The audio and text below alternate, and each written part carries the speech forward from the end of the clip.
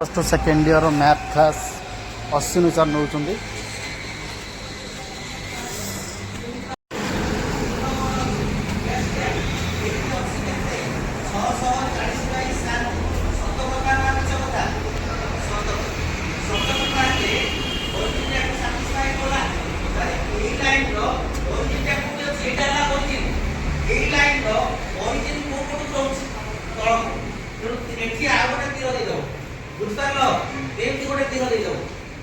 बुझीला तामाने एई इनइक्वालिटी को सैटिस्फाई करथबा रीजन हला कोटा एई तळपटटा बुझिउची तमे देखो तमरो जो अनबाउंडेड फिजिकल रीजन आउ एई इनइक्वालिटी को सैटिस्फाई करथबा रीजन ता भितरे एई गोटिए पॉइंट को छाडी देले आउ किछि पॉइंट कॉमन अछि की नाही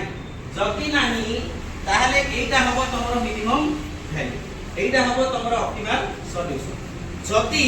ए सी पॉइंट को छाडी की ए रीजन मानक भितरे आउ किछि कॉमन पॉइंट थांता ताहले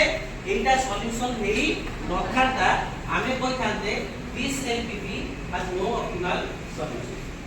बुझलो आमे कोइ थांते एबीटी रो ऑप्टिमल सॉल्यूशन ना जेहेतु से जो मिनिमल इनइक्वालिटी हम सेशन लेले सेही इनइक्वालिटी को सैटिस्फाई करतबा रीजन आउ किछि रीजन या भितरे गोटिए पॉइंट को छाडी देले आउ कोस पॉइंट कॉमन ना बुझिउची सेति भाई आमे कोन करिबा कहला यार मिनिमम सॉल्यूशन अछि आउ से मिनिमम सॉल्यूशन टा कोठी आसीबो से जो तमे जो वैल्यू लेछो केते लेछो 16 by 7 8 by 7 12 by 7 that is the optimal minimum solution आउ से minimum value of the objective function केते आसीबो 640 बाय 7